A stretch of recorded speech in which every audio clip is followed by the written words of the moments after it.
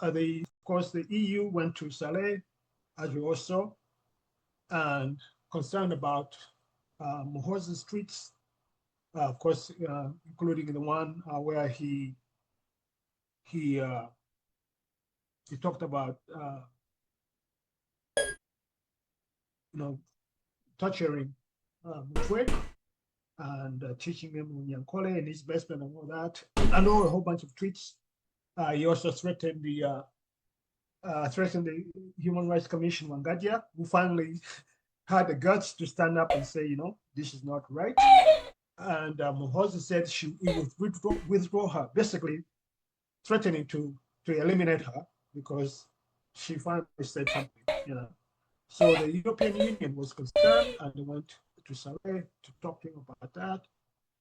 And the German ambassador talked about, very, very passionately, talked about reputational damage, that this is not good, and this and that. And then Mwenda comes out and says, oh, you guys are interfering in our internal affairs, and this and that. Of course, Mwenda is the biggest champion of this Muhoozi.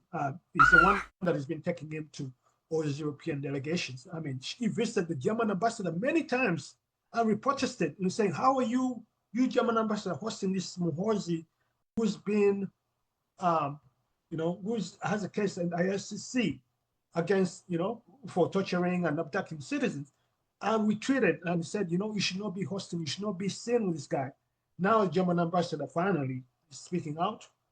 And again, we, as everyone says, they really do not care. But now I think they're beginning to realize that the country may be heading towards a cliff. And they're afraid their interest may be affected by, this trend. So that is why they went there. But again, it's about time. And of course, Jan Sadek, who heads the European delegation, the guy on the left, the white shirt, is being one of those apologists. The EU delegation has been a big apologist for the regime. At one point they said what we're saying was missing or was what do you call it? Joseph, allow me. Saying just allow me. Let me just pause a little. Let me play it briefly. It's just 1 minute. Yeah, sure. The point to convey is we are worried about the reputational damage that this is causing in this country. And we would really, really like to see somebody, and not only Norbert Mao, speak out against this and say, sorry, this is a red line, we cannot cross it. But nobody does, and that is what is worrying. Why does it become the responsibility of the government in Germany or Britain or wherever to ask Uganda to leave its own ideas? You could perhaps be asking, does the German ambassador ask the US government to leave its own ideas? Yes. The American has to Yes, we do. Well, not still you issue lectures and the Americans. Even if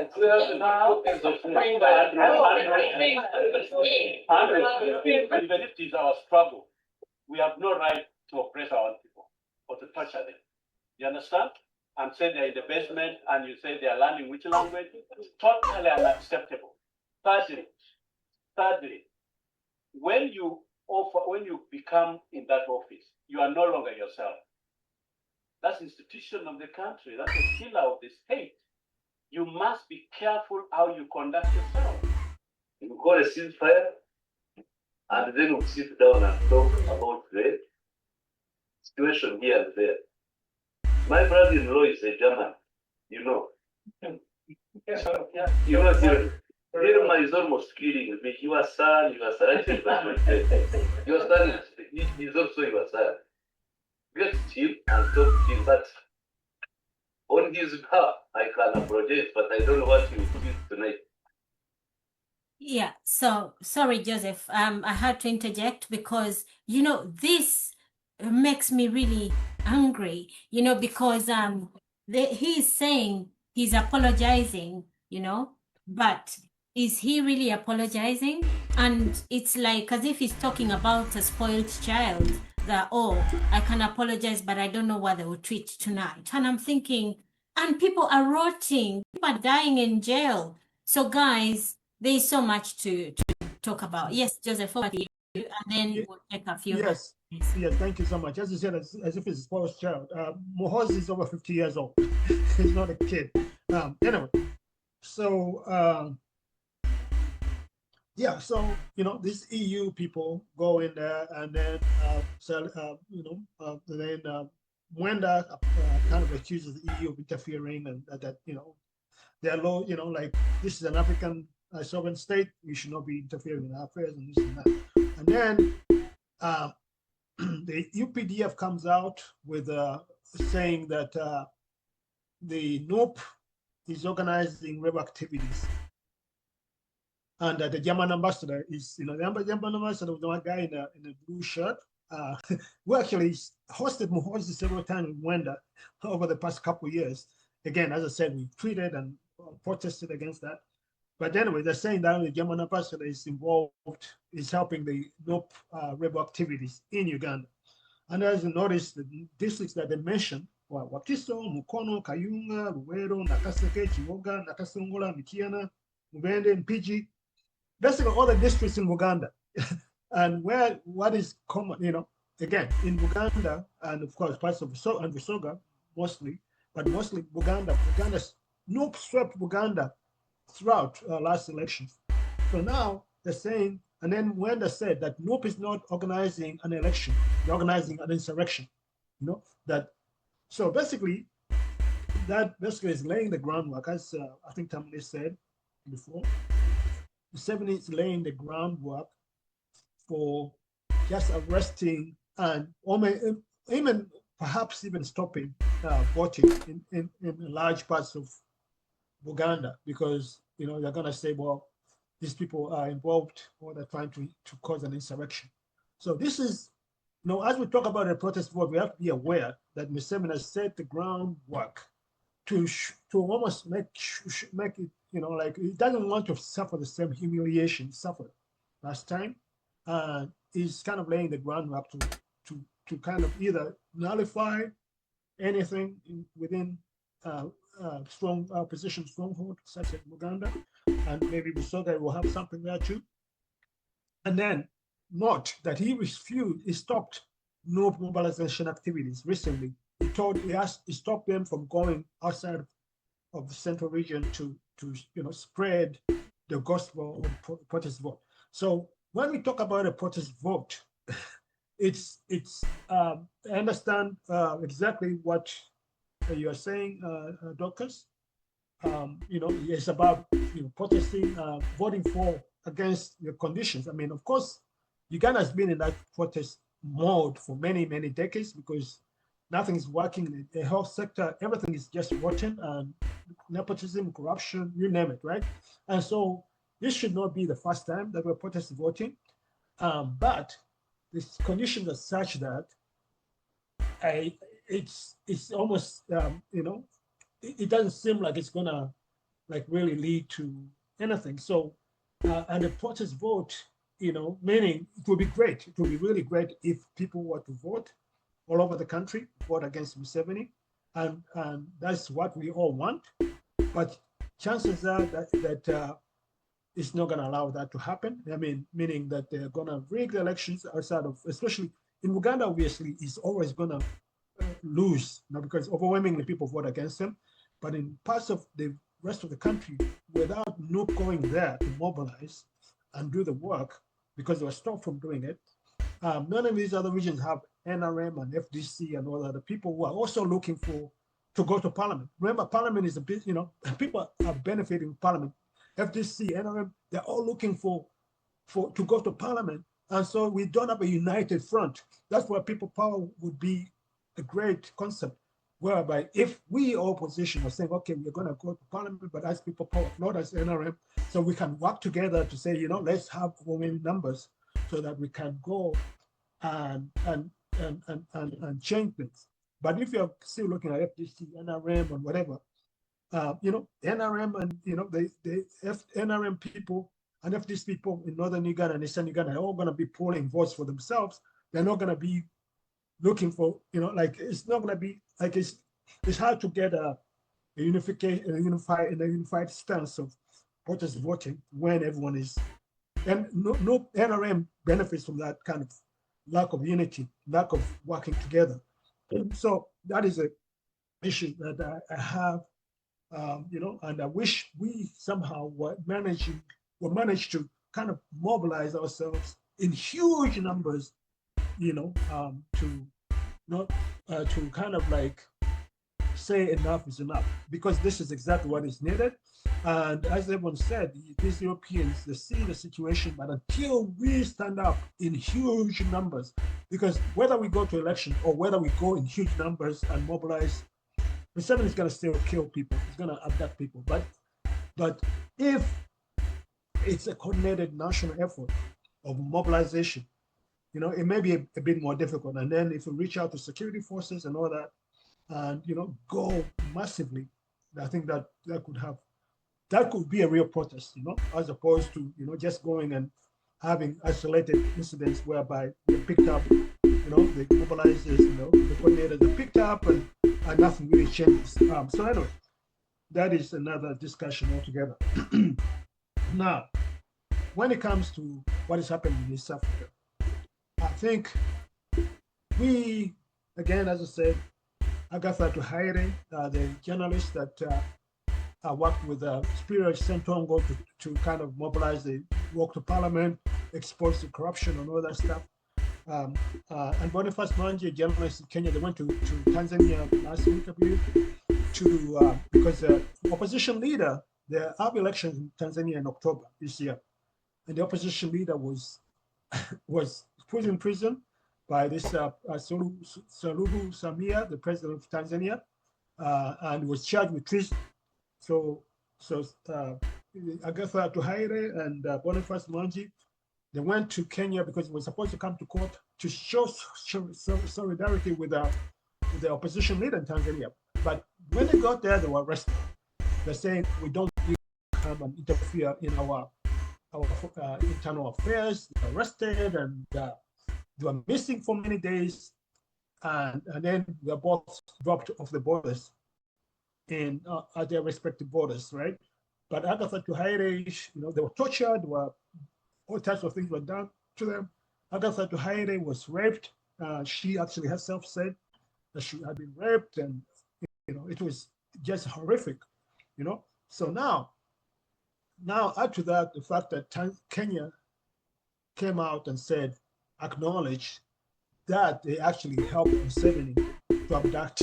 You know, this is the foreign minister, Musalia Mudavadi, came out officially and said, oh, you know, Uganda is a sister country. We have to cooperate because, you know, whatever. So Kenya acknowledged that they had a role in abducting Besigye. You know, they helped the Uganda abduct Besigye, bring him to Uganda. So why does that leave us as East Africa? Basically, Museveni's virus, Museveni has infected all of East Africa and all the region, because of course it's the longest serving, you know, dictator in the region.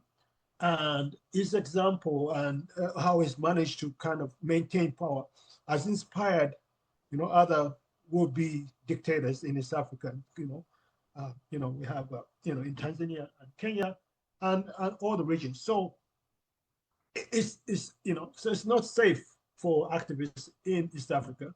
And I think at some point we need to find ways to work with our neighbors in Kenya and Tanzania to see how, especially the youth, how can we create a movement whereby, you know, we help each other, you know, kind of uproot these dictators.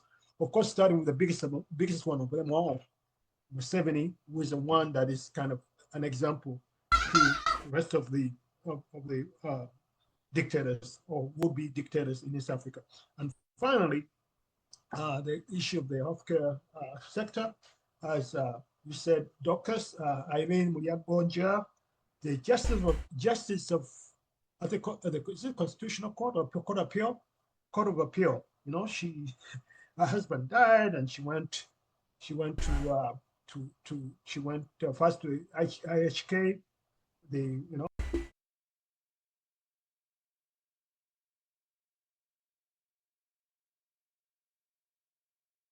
But it was too expensive, and then she went to Zambia, but Zambia was also too expensive. And then she finally ended up, and then she went to Malago. And the private wing of Mlango Hospital. And she could not, didn't have insulin, they didn't have, basics that we expect. And this is the private wing of the National Referral Hospital. And she comes out and says, this country, even the government cannot provide the basics in this National Referral Hospital. By the private wing, then we are really doomed to this, like she's a justice in the spirit, one of these guys that have been keeping our people. They've not really been standing up for the prisoners, and they've not really done everything as a judiciary to ensure that there's some justice. And now she's also, lamenting the situation. So that means, I hope, that I mean, obviously, we are all affected by it, but we need more and more so-called elites to join the movement, because again, if more of those voices,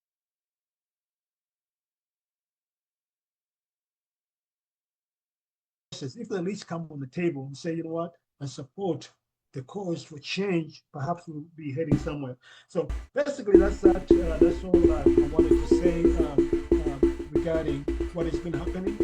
And of course, I'll be happy to engage more around those issues if anyone else is interested. Thanks, Dorcas.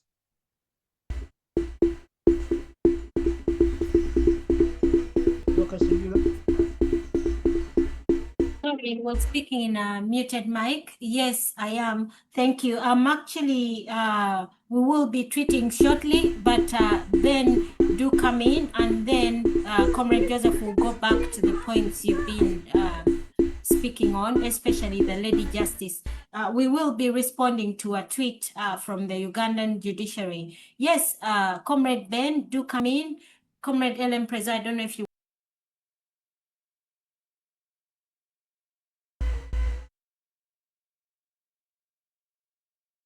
want to pick that one after. Okay, thank you, Comrade Dorcas. Hi to everyone. Good evening, good afternoon, good morning to everyone, where you are. Yeah, first of all, I want to thank our comrades who have managed to demonstrate all over the world, the UK chapter, the Swiss, the South African chapter, and all chapters who managed to demonstrate. Even here in Kenya, we had planned to demonstrate, and we engaged some of the human rights organizations who are here in Kenya, and they had promised us to join us, but unfortunately, we are disappointed on the day we had agreed to demonstrate. As we know that here in Kenya, it's not easy. We, the Kenya chapter, to have a permission to demonstrate. President Ruto is our close friend to Museveni, so it's very difficult for us to organize a demonstration and went successfully. So we had engaged the organizations to help us, but we are disappointed on the final day. So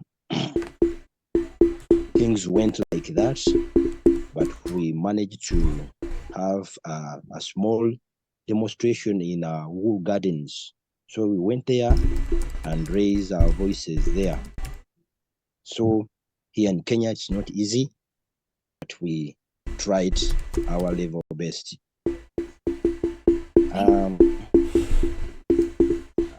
Sister Mimi was talking about the protest vote, and she said he doesn't understand and know what a protest vote is.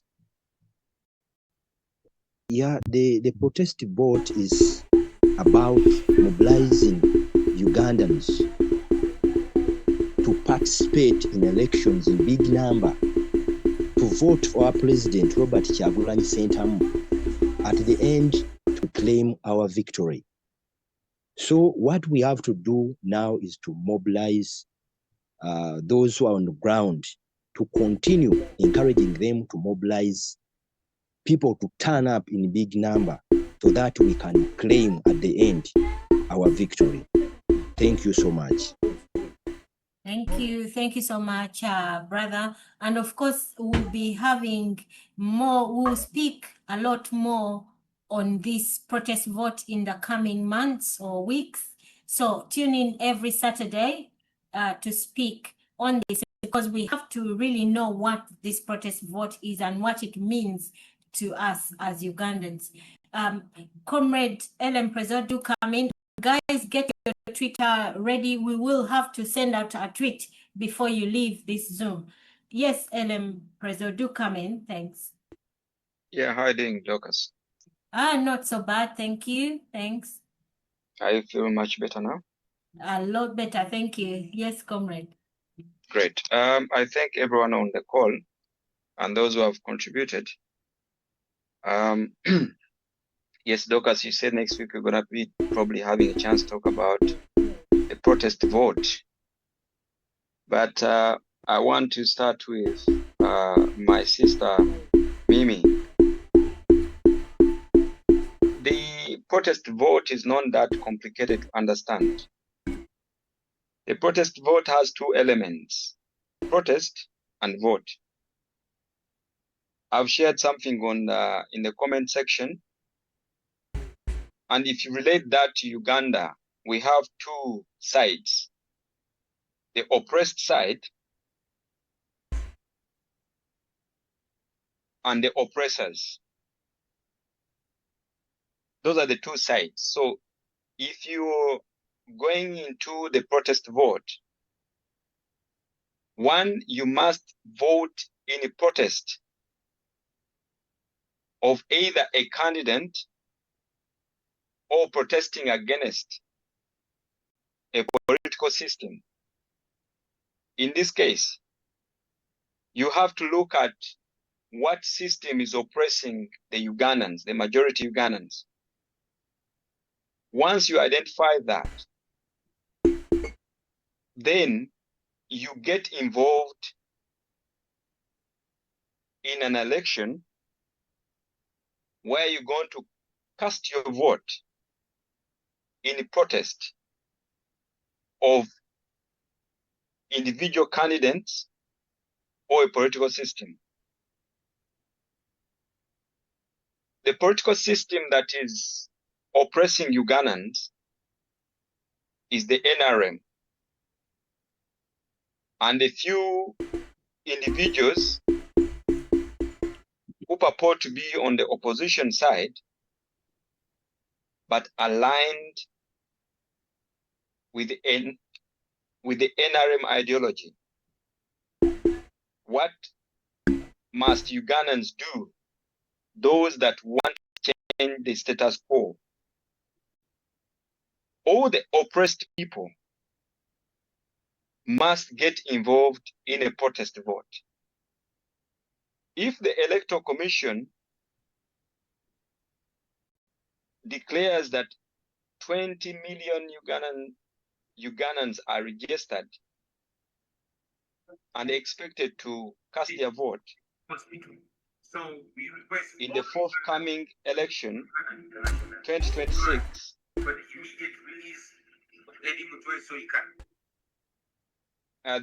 there's some noise in the background. I don't know whether it's coming from you, Dorcas, or someone. Apologies. Yeah. But then when you look at the people that get involved in an election to cast their vote are less than 10 million, meaning that more than 10 million people, Ugandans, who register to vote, don't turn up to cast their vote. And if someone doesn't turn up to cast their vote, then they're likely not to protect the vote they have not casted. They will not get involved or even stand to demand for the victory of those that participated in that election. Some of them will give an excuse of getting tired because they believe that their vote will not be counted because of what they have experienced in the past years when they chose to get involved in an election. But if we are working hard to ensure that we change the status quo and liberate our country from a group that captured it, to set a new trajectory to the political system and the environment in Uganda, we must mobilize all Ugandans to get involved in an election, to increase on the number of the members of parliament in that August House that represent the views and aspirations of Ugandans. Having said that, there's a lot of things that have happened previously in Uganda, from our comrades and innocent Ugandans being abducted and later being arraigned before the courts of law with pumped up charges. We talk about Eddie Mutwe, Nuwa Mutwe, and others, the known and unknown Ugandans.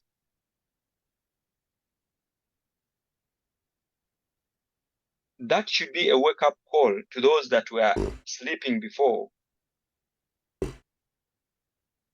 to what is about to hit the Ugandans, those that choose to stay away and believe that it's either Bobby Wine, Kizza Besigye, or few individuals that are going to liberate them while they're sitting back. And the only thing they can do is to blame what someone has not done. They forget that when two elephants are fighting, it's the grass that suffers.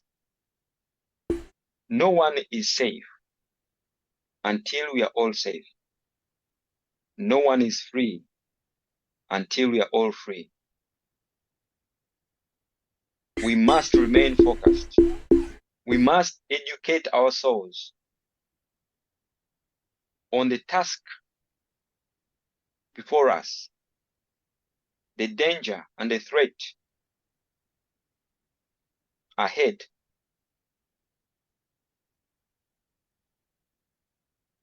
The revolution in Uganda is beyond those individuals that most of us on this call and other platforms try to speak about.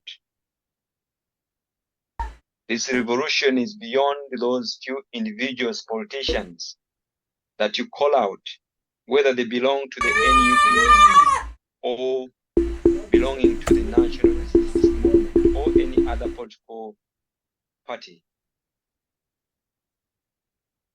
Even those that subscribe to the National Resistance Movement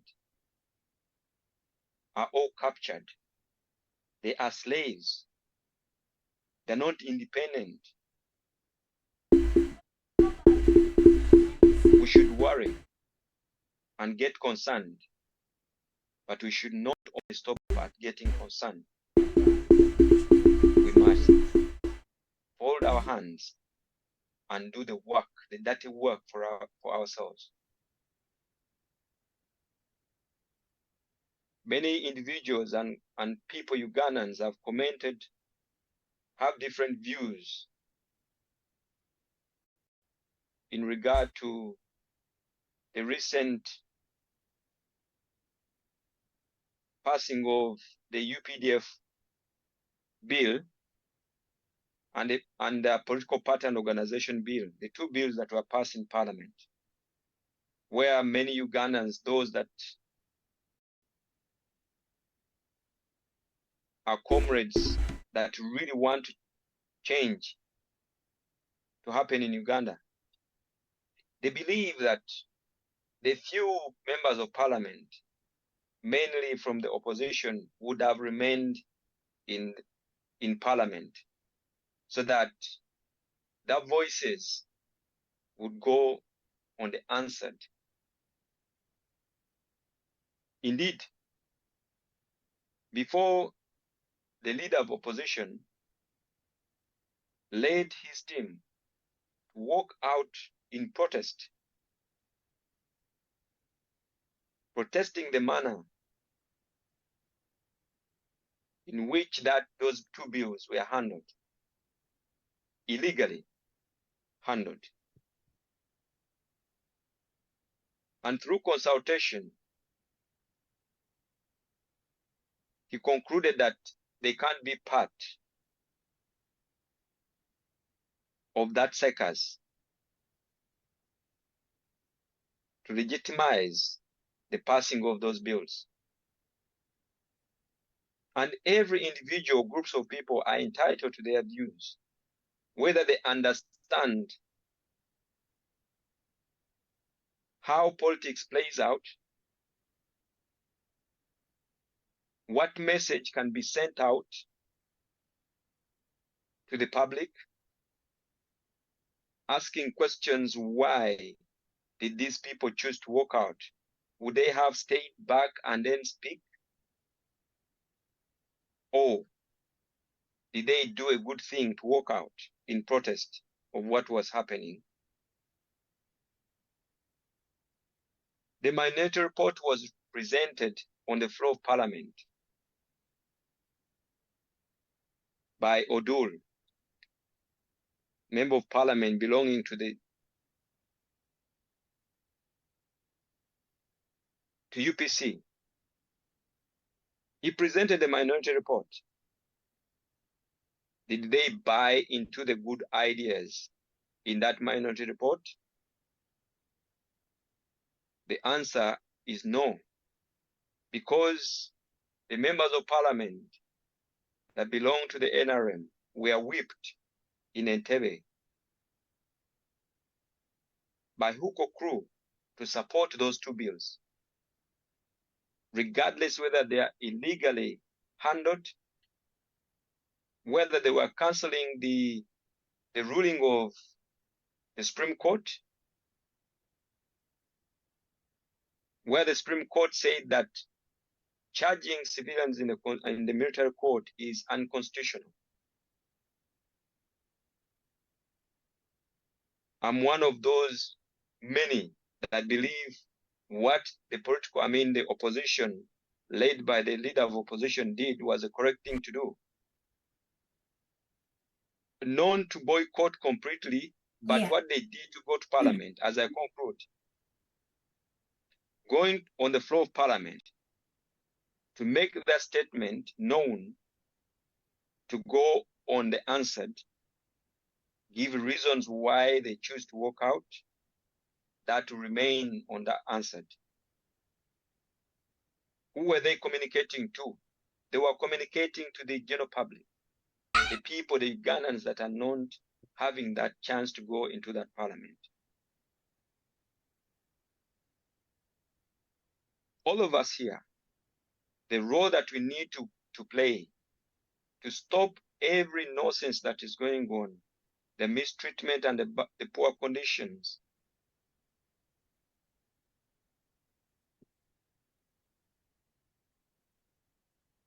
the bad behaviors that comes from the UPDF, the CDF. The only way we can stop that is to mobilize Ugandans to go and cast their vote in protest. Other than that, anything else is outside noise. Let's remain focused. The regime will say, will write anything and allege anything. That is what is expected them to say. Don't buy into their narrative. Do what you're supposed to do. Don't count on those politicians. Count on every Ugandan to go and play their role to liberate ourselves. Otherwise, if we continue doing the same things, calling on those politicians, we'll be going through the same cycle. And we'll continue being victims because the people that captured our country, our state, they're not about to surrender it back to the Ugandans. They maintain their grip on power. Let's go and work. Let's not get excited. Let's remain sober. Inform ourselves and our mind and liberate our country, Uganda. I submit.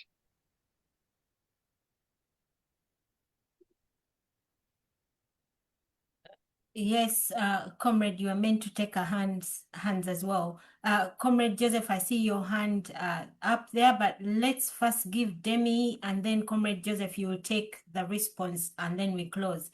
Comrade Demi, Comrade Iga, and then Comrade Joseph. Yes. Hello, Sister Mimi. The way you say it, I think you phrased it very well. That your heart is bleeding. That is the same as me. Second, about civil education. I'm not going to teach about partisani, Africa, wherever, but we need to teach ourselves like basics of human rights so that people, they understand their rights. They have got conviction to know their rights, to vote the guard, to hold the MPs or their leaders accountable. And as soon as people, they know their rights, I tell you, our leaders will never be the same. We'll be awake, we'll be up to the job. So our civil education is to teach them the basics, known to whatever Pan-Africans know. We don't teach that. But civil education is so important that people, they understand and their mind is clear. Brother Ellen Prezo, what I can say from what I know politics, opposition entered the parliament, but they signed that they were present. And in politics, parliamentary vote, it goes by the quorum. Even if we are here, we can agree, are we 5? If we are 5, the show should go ahead. So what I hear, the number was 190. So that was above 177. So for instance, if any opposition who went in parliament were about like 40, 50, denied the number of quorum for that bill to be passed. So sometimes there is all these tactics. So when they, as soon as they enter the parliament, they sign their presence, they have legitimized the first stage of quorum. So whether you are not there, whether you are there, it doesn't make any sense. But also, I respect your opinion. As you said, I respect the opinion of Comrade James. I go for me with the Comrade James because I'm always like arguing. I've got something to add on, and I don't let it go. Because there is a lady who came and made a video and said, when you quit, it shows signs of fear, and you don't give that to the dictator. But for me, I respect everybody's opinion. That's what I like with the word engage. Lastly, protest vote. Sister Minnie, there are 2 English. I work for a white person. I'm teaching her our English in Africa. So the word protest vote, as you hear now, it is into English of Ugandans, not English for UK. In Uganda, when you say protest vote, that is exactly what Sister Dorcas meant. But when you are like in England, protest, it means you don't even cast your vote, or when you go, you cast your vote blank, or you cross-check, or you spoil the vote, or civil disobedience. What you're saying is or wrong assault. even in UK. It's not done like that, Ademi. No, I'm explaining what the word protest vote. Whether you sweeten it, whether you want it, people, they keep on asking. They are asking nicely, and they are trying to make sense to you that maybe the word used is not the appropriate one. But I'm trying to say, LM, that when you speak in Uganda English, that is what protest vote, exactly what you were saying. But somebody who is not in That's Uganda, disinformation, Demi. when you That is say protest disinformation as well. vote, it means don't vote. That is what it is. Can I interrupt a little? Just Not in English, Demi. And It's guys, not anywhere in English. okay, What you're explaining is we wrong. I want us to all hold our points on protest vote, because next week we actually need to start having this discussion. We shall have an open discussion. So for the sake of time, because of the Zoom has actually, we close 4 p.m. So for the sake of time, let's hold those thoughts and then summarize this Zoom. But next Saturday, we come specifically discuss protest vote, what we think, what it should be, and what it actually is, and what it means for the Ugandans. So, yes, Sister Demi, just summarize in a minute. I'm taking your closing remarks. Then we'll roll the mic quickly over to Joseph and we close. Comrade Ellen Prezo, you come in as well. So we'll have Sister Demi, Comrade Iga, Ellen, Mimi, then Joseph, over to you. Yes, Sister Demi, finish your submission. For me, all I'm asking Ugandans who are going to the vote, to election, try and be prepared. Try measure for measure. Forget all this which is taking away self-destruction. At this time, we should be prepared, because the money is sharpening up. They are presenting themselves with a lot of intimidation, abduction, intimidation, the bills they are intimidating. But for me, I still say, if we ever tried the word civil disobedient, we use these 6 months, we come with a plan and a strategy, and we execute it very well. The election will not go ahead, and Museveni will not be president, not even Muhoozi will be president. I rest my case. Thank you. Yes, and that is what we aim for. That is why we continue to have this meeting every Saturday, hoping that we can at least get Museveni packing even before 2026. Yes, wake up Uganda. Yes, Comrade Iga, in a minute, please. Yeah, thanks very much, Dorcas. So my view regarding for our MPs working out, and I think they've done everything you would have asked them to do, and even better. Now, looking at the bill itself, it was defective in the first place, yeah, because for it to be voted on and passed, you would have had to amend the Constitution, certain clauses or chapters in the Constitution, which I haven't got a Constitution with me to read, but I've been listening a lot to those in the know. Yeah? In the end, they presented their reason for the bill being an illegality, and they said, for that matter, we won't participate in any illegality of voting. First of all, they put everything in the minority report, yeah? But then they say, we are not going to make it credible and vote for any illegality we are working out. And then they said this, the minority report, which they are bringing to the public, yeah? So we will discuss it. But the bill was defective from the moment they mentioned it.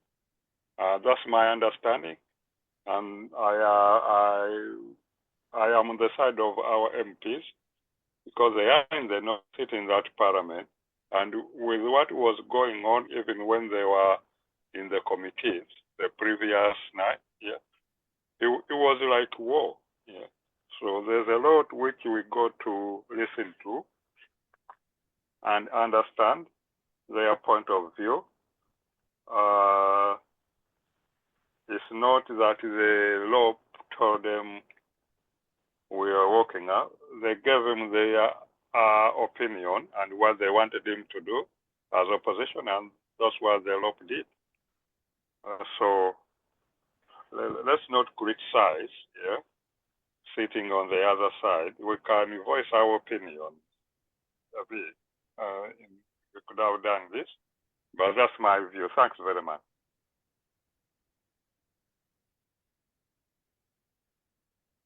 Thank you so much, brother. Yes, perhaps Comrade Joseph do come in. Sorry, was it Comrade Joseph? I'm now losing track. Ellen Prezo, I know you wanted to speak. Demi was still, do submit for a minute, then we go to Joseph. Sorry, hold on, Joseph. Yes, Ellen, please, just a minute, and then we roll the mic. Yeah, thank you very much, Dorcas. Much as I respect everyone's views, but we must be mindful about giving this information and misleading information, because it's not helping our struggle. Yeah. We must educate ourselves on what we're talking about.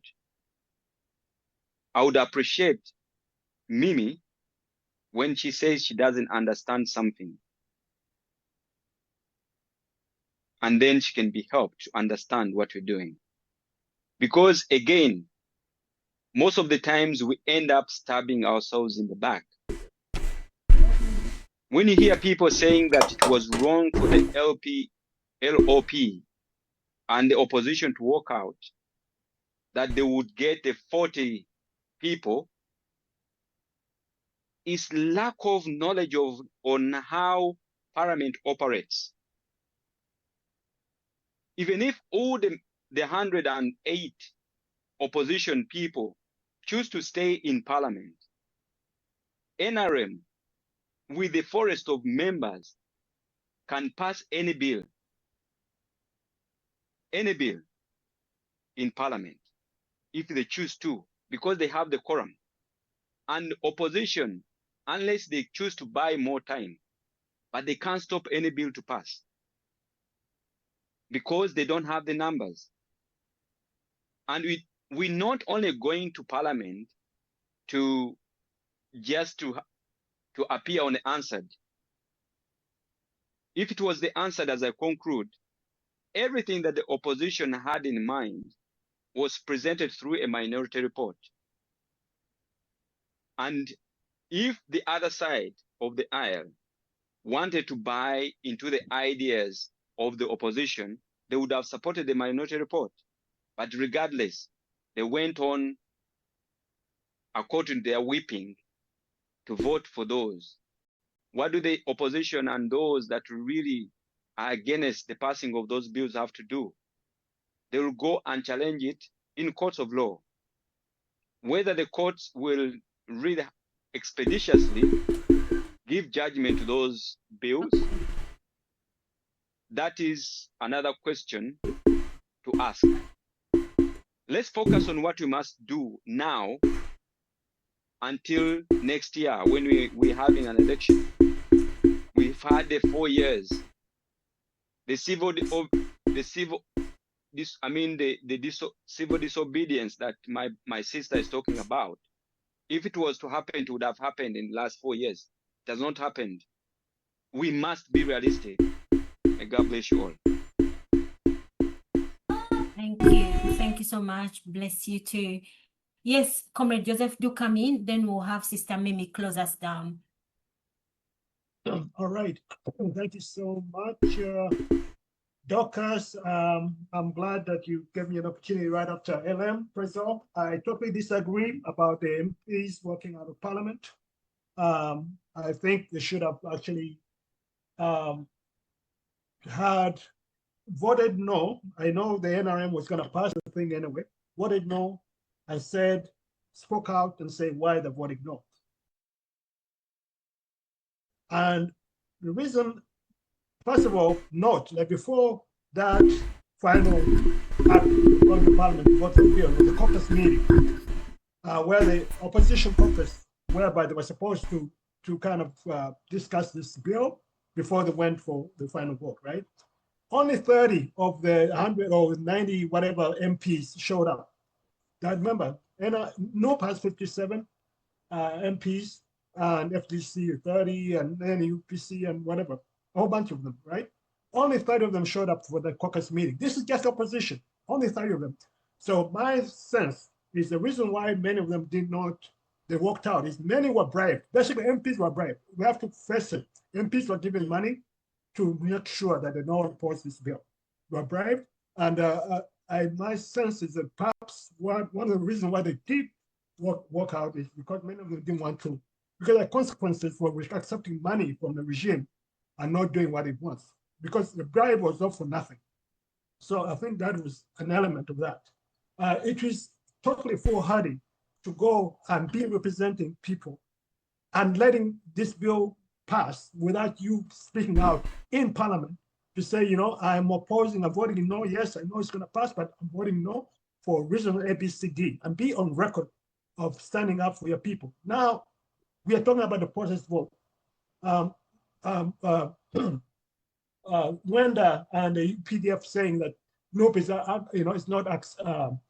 not basically it's not organizing for the election. They're actually an insurrection. That they're mobilizing for the insurrection, not an election, which tells you that they're only laying the groundwork to arrest en masse or to nullify anything. You know, first, NOP is not mobilizing up outside of Uganda because they're not allowed to do that.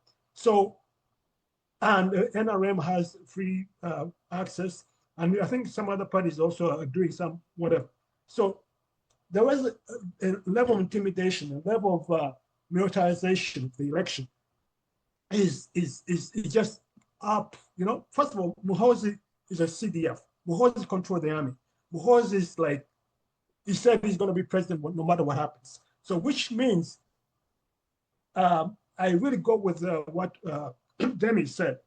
I think perhaps my sense is that, you know, for me, the actual protest would be a civil disobedience, if we could somehow manage to do that, because this whole thing is a charade.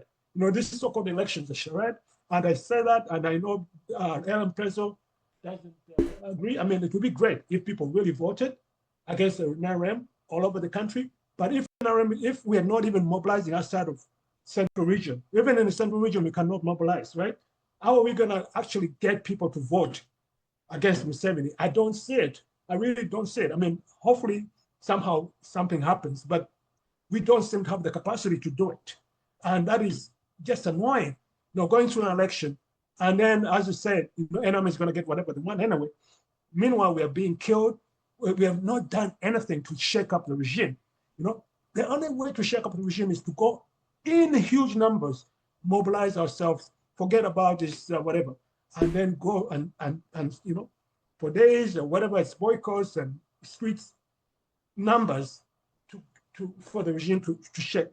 But otherwise, civil disobedience, if we could do it, you know, actually, LM, you kind of like, you say that, oh, you know, NRM is going to get anything.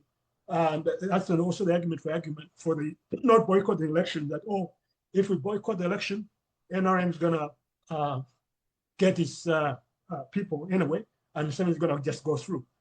And this is the same reason they're giving for not, for boycotting, for we have to boycotting the, you know, like I said, they walked out because NRM was going to get anything, whatever it wanted, you know? So going to make sure that they have the military. They're not a democratic state. The military is in control. You know, they're going to beat the election. The way is very clear that they're doing that. Even if we win, chances are they're not going to announce whatever. They're not going to announce the winner. I mean, and this is not, you know, it's just been going on for 40 years. It's not new, you know, and we know that. And now they've even told the European Union that NOP is arranging an insurrection, not an election. So there's already setting the grounds. And then, of course, there's laws, like Demi said, about abusing Museveni, about all these different things. There's so many things that Museveni has put in play that we've been talking about over the month. Actually, I did talk about that law here, but again, as Demi said, somehow we don't pay a lot of attention to some of the maneuvers Museveni puts in place. Because he usually reads the election way before the election happened. This has been the trajectory. I mean, this has been, you know, a pattern. Museveni, before every election, it starts putting in place things to ensure that he wins the election. So now, I really pray and hope that yes, that could happen, that people in Uganda could vote and you know, could vote uniformly against Museveni. But this issue is that if we cannot mobilize, Museveni, obviously, in some places that we know in Western Uganda, people are not even allowed to vote for president. And perhaps that's going to happen in other parts of the country, that Museveni is going to announce himself. And unless we somehow manage to mobilize as Ugandans in huge numbers and say enough is enough, because literally, Museveni said a vote is just a paper. Literally said, oh, and the constitution is just a paper. All these things we are talking about going through the whatever, I'm sorry, I'm just so like over it, you know. I'm really looking for a way for us to somehow manage to mobilize ourselves and just approve the regime. And the protest vote without mobilization of people, I mean, unless somehow something changes between now and 2026, I don't see it going anywhere unless Ugandans just stand up and say enough is enough. So thank you for that. Thanks. Thank you, Comrade. Before we have Sister Mimi conclude, okay, we do have a tweet. Those of you who do not have Twitter, please just try and follow, but try and open a Twitter handle because we have got to fight.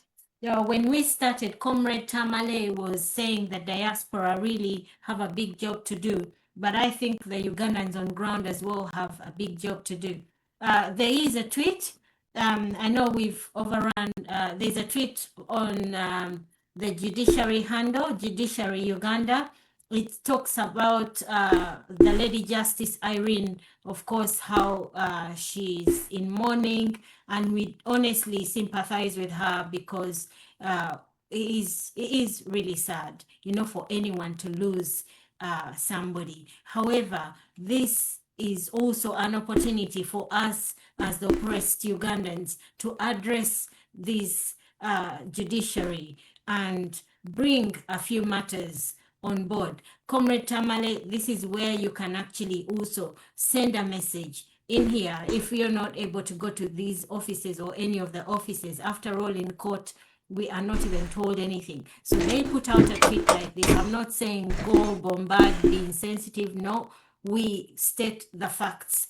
So just like a clear example, I'll try to, because my screen is playing up, but if Joseph, are you on Twitter? Are you able to share your screen? Because I just sort of want you to. Yeah, I could share my screen, but I'm not. I don't have a tweet. Oh, okay. If you are able to pick up a tweet that we've just put out now, the replies. Okay. Yeah, because you know, on the computer it's a bit tricky. So if you get that, then I will go off and then you can. Okay. Oh yeah. So here we have it. Thanks, Comrade Joseph. Yeah. So we've just put out one of these. However, there's also been a response. Yeah, a response to that tweet saying, okay, this is just a fresh tweet. It says, Lady Justice Irene Mulyangoja, you felt the system's failure in Mulago Hospital. We Ugandans, because I don't want to just say we, yeah, so we Ugandans feel it daily in torture chambers, prison cells, courtrooms, and the judiciary must wake up. Stop jailing innocent people. But of course, it might not be appropriate, but it's just that we can craft some messages and let them know that the judiciary is really rotten in Uganda. They cannot be jailing people, 3-4 people for stealing a sweater. Come on. Come on, what kind of nonsense is that? Yeah, anyway, let's, I just do not know where the other, but there's been a couple of messages and it's been talking about the injustice in Uganda. Much as people think the healthcare system has failed them, we need to tell them the judiciary is failing Uganda or has failed Uganda. So yes, Sister Mimi, in closing, and guys, we'll be talking more on the protest vote. So don't think that, oh, you are being prevented from talking. No, it's because of time. We will carry on with the conversation next week. Save the link, save the time, set the clock. Yes, Sister Mimi. Yes, thank you so much. And my closing remarks are, again, I know we're going to deal with the protest vote. The success of a protest vote, a protest vote, is mobilization and tailoring the message so that me, who does not understand it, gets it. And if I cannot get it, the villager down there will not get it. So it means we have to tailor that message down to the villager. Because if we don't, the 40 million people are not in the urban areas where people are educated, but it's down in the villages that are going to make a difference. So that is my thing. And then lastly is that this NRM government is so distorted in their thinking that Ugandans are the ones who are criminals when they themselves are committing crime and causing crime on Ugandans.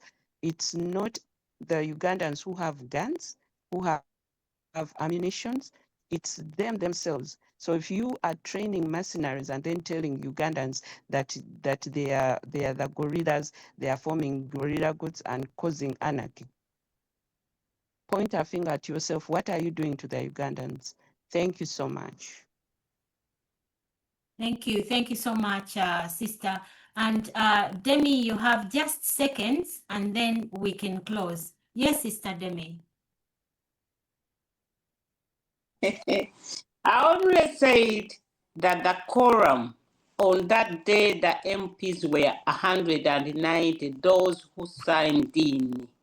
I know the number is 529 and the NRM has got a big number.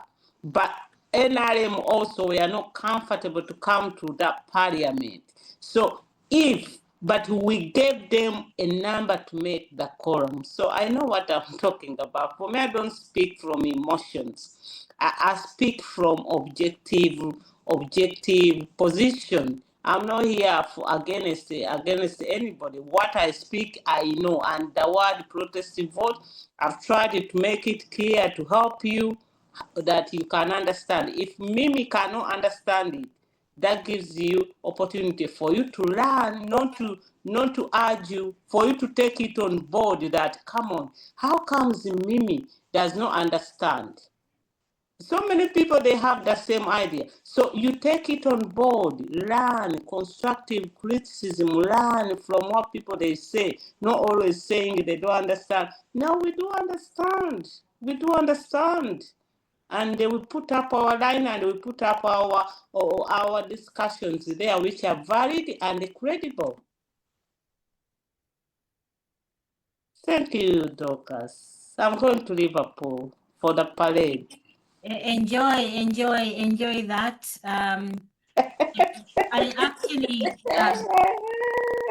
I actually have an uncle who is a Liverpool, of course, Liverpool fan, but because the other guys, is it Sunderland, have bought him a ticket, so today he will be voting. Okay, behavior, that is it. Protest vote, okutereza ensi yaffe tulina okuba twesitukiramu. Batandise okwokya buli lwe bookya ne balumba bali omanya buli nakyemalira abaako ne ending. Ekizibu kibaako wekiggweera wekiwunzikira. Kati wano wetuli General Museveni ali mu kuwunzika ne mutabani we bagenda. Byonna bakola byongera baswaza, byongera bawebula, byongera baanika, byongera kumanyisa bali abadde bannakyemali abadde bakozesa abazungu. Bano balowooza bafuuse ba Katonda. So any time from now kintu kijja kwabika. Ffe tusenga tuli focus tusigale ku mulembe ku lugendo lwe lumu ojja kulaba nga tukiggusiza.